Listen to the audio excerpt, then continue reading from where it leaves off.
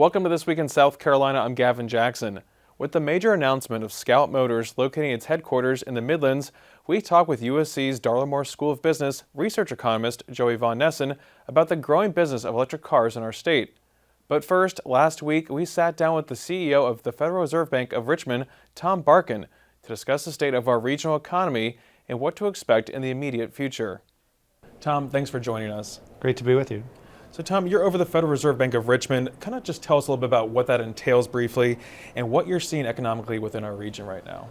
Okay, so the Federal Reserve Bank of Richmond oversees a district that includes South and North Carolina, Virginia, Maryland, DC, and most of West Virginia. We're responsible for monetary policy, which we'll probably talk about a bit, but also we oversee the banks in this district, and we operate the payment function, ACH, cash processing, the wire transfer system. And then we, in Richmond, have a special obligation, which is we take technology for the Federal Reserve System. So that's the Federal Reserve Bank. On monetary policy, I serve on the FOMC, which is the chief monetary policy body. And so when I'm doing that, I try to spend most of my time outside of Richmond in places like South Carolina, trying to understand what's happening in the economy. What am I seeing right now? It's a pretty interesting and complicated time. I'd say a month ago it was very clear what was happening in the economy, which was that monetary policy was having an effect. Demand was cooling, the labor market was softening, inflation was coming down. The data we've gotten over the last 3 weeks, though, suggests a very opposite point of view. The January numbers for consumer spending were quite strong. The January jobs number was incredibly high, and January inflation seemed to come back. And so we're in one of these points in the economy where being on the ground really helps, because the data used to say X, and now the data is starting to say Y, and we're trying to figure out what's going on. And we could talk more about that too. And I want to ask you about this Wall Street Journal article that I read the other day, where the lead was the next economic downturn has become the most anticipated recession in U.S. history. It keeps getting postponed. What do you make of that? What do you see when we talk about the potential for a recession this year? It's something that a lot of folks were calling for last year, but then we see this economic data coming out in January, like you were saying. How does this all mesh together? Well, when inflation goes up, the Federal Reserve needs to do what Congress asked us to do, which is to raise rates to do something about inflation. And historically, when you raise rates, that often slows the economy and can lead to a recession. And so when people start predicting a recession, it's based on, I'll call it, that kind of history. If you, though reflect on where we are, though, we're in a very unique time. And that's because of the aftermath of this pandemic. I often say the pandemic is still with us, not luckily from a health standpoint, but from an economy standpoint. And so there was a lot of fiscal stimulus put into the economy. Workers still have more than $1 trillion of excess savings that they didn't have before the pandemic. That's still being spent. The scars of having had to struggle to hire workers are still with firms. And so even if their demand softens a bit, they're not that quick to lay people off because they don't know for sure that they'll be able to rehire them. Supply chains have gotten a lot better, but there's still challenges of getting chips into cars. If you're trying to get cabinets for your house or switch gear for a facility, it's very hard to find certain things. That's still there. The Ukrainian war is still pressuring commodity prices. China is only now reopening after its own COVID bout. And so there's just a lot of these COVID era dynamics that are still with us. And I think they're keeping the economy moving, even though we haven't seen, even though rates have been increasing. So, I mean, is there ever going to be a time where we see, I mean, I guess maybe not, because things need to settle down before we see what the economy could do when it comes to a recession, but there's so many factors at play that, like you said, we're kind of moving forward regardless. Yeah, you can never say you will or won't have a recession. It's kind of a challenge to ever make that forecast. A reminder that the last several recessions in this country have come from 9/11 or the pandemic or the financial crisis. Things come winging in from left field, and that can always happen. But I do think the word to focus on in terms of the economy is normalization. We were not in a normal situation during the pandemic, as people rotated from services to goods and then back to services, as people stayed home and didn't participate in the workforce, as all this stimulus hit. And we're not in a normal situation now for the reasons that I outlined. So we just have to get back to normal, and then we'll see where the economy is. Gotcha. We're taping this on March 8th, so before the upcoming FOMC meeting like we're talking about. We haven't seen new data come out yet for unemployment or CPI. But currently what you're seeing, if we can talk about that, how you think the current numbers and might lay into what might happen at that meeting when it comes to raising rates. Obviously, we heard from the Fed Chairman Jerome Powell this week before Congress talking about how the need to raise rates will continue. What do you make of that? Where do you see things going at this point on March 8th? So you're asking me to forecast the future Yes, please. when your viewers will already know what actually happened. That seems like a dangerous move. So I don't know what the data is going to say coming in, but I'll take a risk and I'll tell you what I think, and then we'll see. Let me start on the demand side. I think that I said the January demand numbers were quite strong. I'm not confident that's going to continue. I see much more of a gradual normalization path than a really strong accelerating demand. And part of it is I think a lot of the strong demand in January has a story behind it. The weather was very good in January. These numbers are seasonally adjusted, and the last 2 Januaries have been COVID influenced. So I think the seasonal adjustments probably helped. And then I'll also say that the Christmas season is now longer than it used to be. All gift card spending, for example, shows up when you actually redeem the gift card. And a lot of that happened in January. Yeah. So I may be wrong. I think we're going to go back to the demand signals that we were seeing beforehand, but we'll see. On the employment side, same thing. Seasonal adjustments really matter. Usually we lose almost 3 million workers in January because the retail trade lays off the workers who were doing the Christmas season. This year we only lost 2.5 million. Now, maybe losing fewer means we grew 500,000, which is what the numbers would show you. But I kind of think what it means is that people don't want to lay off workers that they fought really hard to find. And of course the weather was warm and people were shopping. So we'll see. But I think again on the labor side we're going to see much more normalization than we saw in January. The part I'm concerned about, and I probably have the least confidence in my forecast, is on inflation. And so we'll get a CPI next Wednesday. Your viewers already know what that is. I don't know what it is. But my instinct is that there's going to be more persistence in inflation than we would want. And if that's the case, then the Fed needs to do what we need to do. And Tom, when we talk about inflation, how do we know when it's becoming entrenched? What are the indicators? We've seen it decline over the past year. Core CPI is pretty stubborn though, but what do you look at when we're talking about entrenchment for inflation and how you can really tackle that? So I look at the range. And so you mentioned core CPI, which takes out food and energy. I also try to look at median CPI, or if I'm getting technical, there's a measure called trimmed mean CPI that takes out the 25th, that leaves only the 25th to 75th percentile in the middle. But I try to look at the range of it. What percent of the commodities in that basket are above our target is a pretty good way to look at it. And inflation has definitely persisted. It's definitely broadened. And when you say entrenched, right, that's a word that suggests it's immovable. I don't think inflation's immovable. But what I do think is that if you're a business for the last 30 years, you've known that you couldn't increase price. Over the last 2 years, you've known you could increase price. And if you're a business who just increased price successfully, you found inelasticity you didn't know existed. You found a profit driver that you didn't have before. And you're not convinced that you can still do that in the future. It's not entrenched in that way. But you're not willing to back off of that until either your customers or your competitors convince you have to. And so the way I think about it is we expanded the range of possibilities, and the companies in the sector are going to have to narrow their focus back toward the 2% inflation that we've had historically. And that'll just take some time. And when we talk about forecasting, we talk about inflation, and we talk about combating that, obviously through raising rates. Originally it was supposed to be, 5 to 5.5% this year for the interest rates going up. It's expected to go, I guess, maybe higher than that now after what we heard from Fed Chair Powell. What do you think we could see in terms of interest rates this year?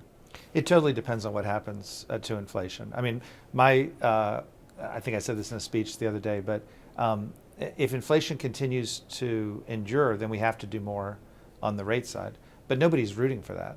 And if inflation, decides to come back down to our target, then we'd have to do less. I think it completely comes down to what happens to inflation. But you have to push forward. You can't be, here and there. It has to be a strong response to inflation at this point. I don't think hope is a very good strategy. And I think if inflation stays elevated, the American people expect us to do something about it. And doing something about it involves, using the one big tool we have at our disposal, which is interest rates. So Tom, when we talk about challenges, obviously you're talking about high inflation rates, you're talking about high interest rates. That really pinches the consumer on both sides, right? So what are the challenges that we're seeing when it comes to consumers, and then also the labor market when it comes to employers, what they're looking for? Because it's a very interesting time when we look at some of these factors. So the one thing I'd say we've all rediscovered, and we could have had an intellectual debate about inflation 10 years ago, but no one really remembered it very well. Today we all have inflation very clear in our minds, and what we've decided is that we hate it, right? Yeah, of course. People find it confusing. I mean, when do you invest? When do you save? Where do you invest? People find it exhausting. It takes energy to shop around for a better price. It takes energy to convince your customers to take a higher price. And I think it just fundamentally feels unfair to people. If your boss gives you a raise, you finally feel that your worth has been recognized. And then you go to the gas pump and you say somebody's arbitrarily taking it away. So I think people really dislike inflation. By the way, it hits those with least money the most because they spend the highest percentage of what they earn. And so everybody wants us to get rid of inflation. The experience of the 70s is pretty clear.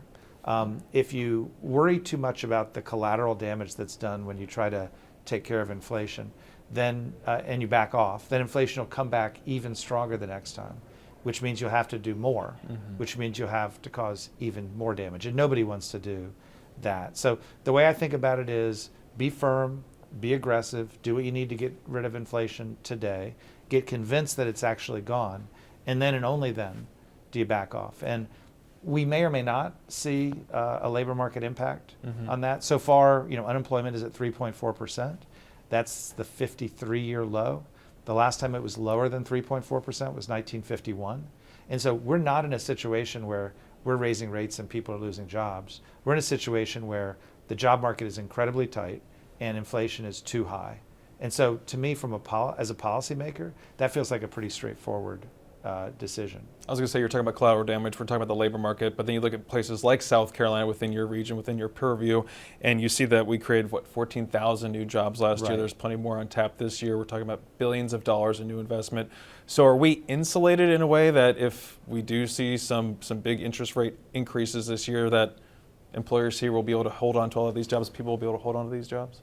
Well, South Carolina has definitely thrived in the middle of this transition, much more than most states. And that is, you've had workforce growth, you've had job growth, and there are a lot of states in this country that are nowhere near that kind of growth. And so good for South Carolina.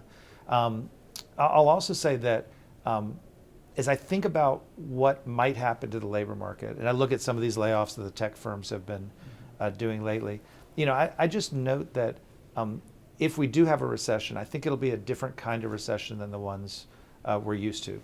Travel, and of course South Carolina has a lot of travel and tourism, is doing unbelievably well, and that's because a lot of people have a lot of money, as I talked about earlier. Manufacturing is doing very well. South Carolina has a lot of manufacturing, and that's, I think, because of the transition in how people spend that happened during COVID. And so if you think this is a hospitality recession where jobs are still very short, where we're still very short of workers, if you think it's a manufacturing recession like last one, I don't think that's what we're likely to have. The layoffs we've had so far have been disproportionately professionals. And of course, South Carolina, like everywhere else, has a lot of professionals. But unemployment for people with a college degree, for example, is 2%, lower than the 3.4% nationally. This is just a segment that repots relatively seamlessly. And so my hope is, if we do have impact on the labor market, that impact will be in a different sector than we're used to, in a sector that is much more resilient than some of these other sectors we've had historically. Tom, we have about 2 minutes left. I just want to ask you, we're here at a conference. You're talking to a lot of nonprofits. You're talking about what it's like in the workforce here in South Carolina. Tell me more as to what you see that needs to be done to improve the workforce here in the state. Obviously, education's a big issue. Childcare is an issue. What are you talking to employers about? What are you hearing from employers about what they need to do to increase the number of workers here? Yeah. So workers are tight everywhere. The labor market's very, very, very tight. As I said earlier, South Carolina has done a great job of creating a value proposition for people to move in. One of the interesting opportunities for South Carolina is participation. So unemployment's very low. Participation is also very low. And so this idea of how do you get more people into the workplace is a very powerful notion. It's good for those people, obviously. It's good for the state. It's good for the businesses in the state. And so I think there's a lot of alignment that if you can move participation, that's a win-win-win. What does it take to move participation? Obviously, education matters. That prepares people for the workforce. I think partnerships like the many that are in South Carolina, I'm thinking of the Continuum in Lake City, but Greenville Tech does it too, and many others, where corporations and community colleges work together to create clear and firm pathways for people to enter the workforce. That's another. I think transportation, being able to get to jobs. And then I think one that's really gotten exposed during COVID is childcare. And importantly, it's a sector that still has 400,000 or 500,000 fewer workers than it did before COVID. And I think, frankly, most of the people taking care of the kids are spouses or grandparents. And those people, by taking care of the kids, are now out of the workforce. So if we could build a healthier industry, corporations will have to invest in it, I think. That'll be good for participation, which will be good for the workforce, which will be good for the corporations. A lot of things at play there. And one last question I want to ask you just about is China and the role that we're seeing the Chinese threat playing within not just our country, but around the world. And we talk about manufacturing, we talk about reshoring jobs, especially in light of the pandemic. You have a lot of ports in your district, including the Port of Charleston down here. Tell me what you're seeing when it comes to reshoring manufacturing and maybe the need to do more of that or less of that, or what you're seeing in the district. Anyone who has a manufacturing presence in China is stopping and saying, is this smart? And it's hard to move manufacturing. You've invested a lot in it. The Chinese manufacturing is very good and very low cost. But people are saying, I've at least got to diversify. A lot of that diversification is going to Cambodia or Malaysia or Vietnam. A lot of it's going to Mexico. I don't think a ton of it's yet coming to the States. And it's the same topic that I was talking about with the nonprofits today. It's hard to open a new plant if you're not confident you can get workers. And so I do think there's huge potential for this country if we can supply more workers to attract more employers, including some of these reshorers. But as I talk to people considering reshoring, with the exception of some defense-related industries and some healthcare-related industries, I'm not hearing as much on our shores because they're just not confident they can get workers. Gotcha. Going back to that workforce challenge, a lot of challenges to go. We'll be watching this entire year. Tom Barkin, thank you very much for joining us. No, thank you for having me. Thanks. Joining me now to continue our talk about the economy is Dr. Joey Von Nessen. He's a research economist at the University of South Carolina Darla Moore School of Business. Joey, welcome back. Thank you, Gavin. Always a pleasure to be here. Well, Joey, we were almost through the first quarter of 2023, and we last spoke to you in December of 2022 when you released your economic outlook for the year. And I want to ask you just how you see things shaping up right now. I know your big message at the end of the year for 2023 was recalibration. Are we seeing that play out right now? What's it looking like 3 months into the year? We are. We're seeing a recalibration. We're still very much in progress with that recalibration. We're not out of the woods yet. Interest rates are continuing to rise, and that's helping inflation. But inflation has also been somewhat stubborn. It's coming down, but not quite at the rate that we had hoped. So as we look forward, we're anticipating more interest rate hikes this year, and we will see what effect that has on the economy. But overall, I would say the economy in general, a good term to use is resilient. It's been very resilient and stable in light of these rising interest rates. Consumer spending has still been strong. Employment has still been very stable. So overall, we're still very much in that transition period. Well, we talk about the stubbornness of some of these things. We're talking about inflation being still so high. When we talk about inflation rates now probably could be raised even higher than expected because of what we're seeing in the labor markets and such like that. How do you see all that playing out, the fallout of this affecting South Carolina businesses and consumers as well? I mean, is it going to just really continue to pinch us as we continue to be pinched when it comes to prices? Yes, prices are still going up. We're seeing that effect across industries, across markets, and we're seeing that in the labor market, especially with this ongoing labor shortage, and that having an impact on businesses in terms of their ability to find the workers that they need. We are still seeing a significant labor challenge pretty much across all industry sectors in South Carolina. Despite the fact that rates are going up, we've seen some pullback in hiring, but not a lot. So still businesses are seeing high levels of demand, still struggling to get the workers that they need. And so this is going to continue to be a challenge for businesses as we move forward into the spring months. And Joey, how do we get more of those workers into the workforce? I mean, we keep hearing about workforce development, maybe some realignments with some of the programs we already have in place in the state. But education's critical, especially when you talk about, getting a workforce for, I think we announced 14,000 jobs last year. We have some big announcements so far this year. They'll play it over the coming years. Are you seeing the State House folks up there doing enough to make sure that we have a steady workforce to fill these jobs? So at the state level, we're seeing continued growth in many programs that South Carolina has been so successful with in the past. The technical college system generally creating programs to help meet business needs directly. We have Apprenticeship Carolina and Ready SC, a number of nationally recognized workforce programs. So I think part of the solution here is to continue to build on the great programs that we've seen so far. But more generally, if we look at this labor force shortage as we move ahead, one of the goals of the Federal Reserve is to raise interest rates to the point where this is at least somewhat mitigated. So I think a good way to think about it is to consider it from the perspective of a business, an individual business. Right now, virtually all businesses in most industry sectors are seeing high levels of demand and are looking for workers. And so in an ideal scenario, the so-called soft landing that the Fed is shooting for is a scenario in which those businesses don't see quite as much demand, so they don't need to hire as many new workers. But at the same time, the economy doesn't cool to the point where they actually have to lay any existing workers off. So if we can get to that middle ground, that would be a success story for 2023. And that's what the Fed is shooting for. Yeah, and they do have to be very strong, I guess, from what my understanding with these rates to really make sure that things get mitigated, that these inflation gets pushed down to the point where it doesn't linger too much or kind of come back, right? Yes, because South Carolinians have been directly affected by high inflation. Most South Carolinians have seen a loss in purchasing power because inflation has far exceeded wage growth over the past 2 years. So it's having very practical implications. So this is an important priority for the Fed. Fed Chairman Jay Powell has made that clear that getting inflation down is the top priority of the Fed. So they will continue to raise interest rates until we see more meaningful progress on the inflation front. And I don't think that's going to change. Mm-hmm.